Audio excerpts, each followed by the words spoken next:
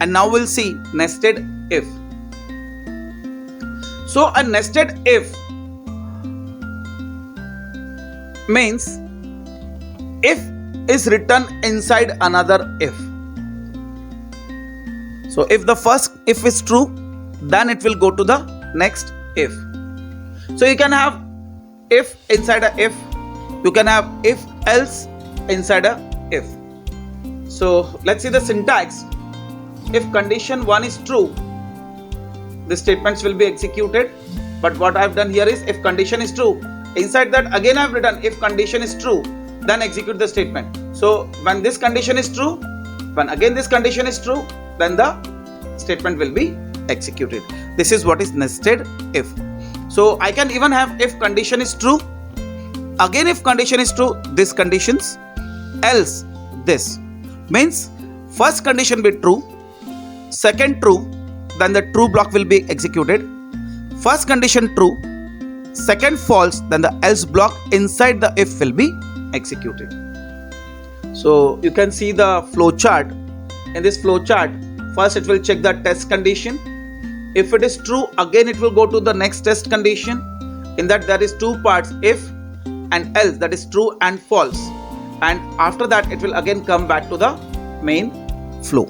So I hope this syntax and the flow chart of if else, nested if rather, is clear.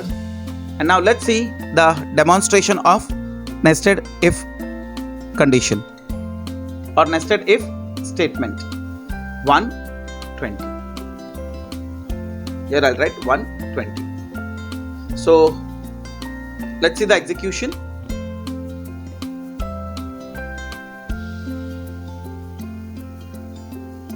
Number 1.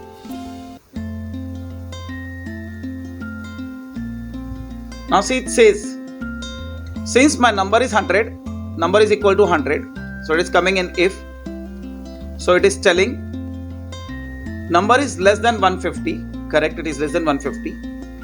And it's less than 120. Yes, of course it is less than 120. So it is writing number 1 is less than 122.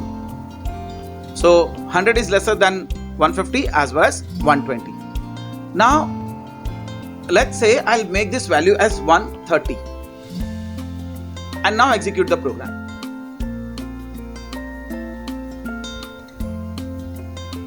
Now why there is no output? Because the number is 130. If number is equal to 100, then only the execution will be done. Else execution won't be done. So what I'll do, I'll make num1 equal to 140. I'm checking num1 is 140. Here I'm checking num1 is less than 150, so it will print number is smaller than 150. But now here number is less than 120. No, number is not less than 120, so it will print number is greater than 120. So let's execute this code. Run. See what is giving. Since my number is 140, it is comparing. Okay, fine, both are same. It is coming here. Number 1 is less than 150. Yes, it is less than 150. So it is printing sum1 is smaller than 150. So it is printing sum1 is smaller than 150. And then it comes here. What it checks? Number 1 is less than 120. No, this condition is false. So it is taking number 1 is greater than 120. So it is printing number 1 is greater than 120. Now let's say I am adding one more print statement here. Now this print statement is not indented. So I'll write this is outside if. And now I'll execute the program again. So just see here, number 1 is smaller than 150, number 1 is greater than 120, but this is outside if. Means irrespective of the condition within this if, this statement will be executed. So I hope nested if is clear. Now we'll see how if else ladder is working. If else if.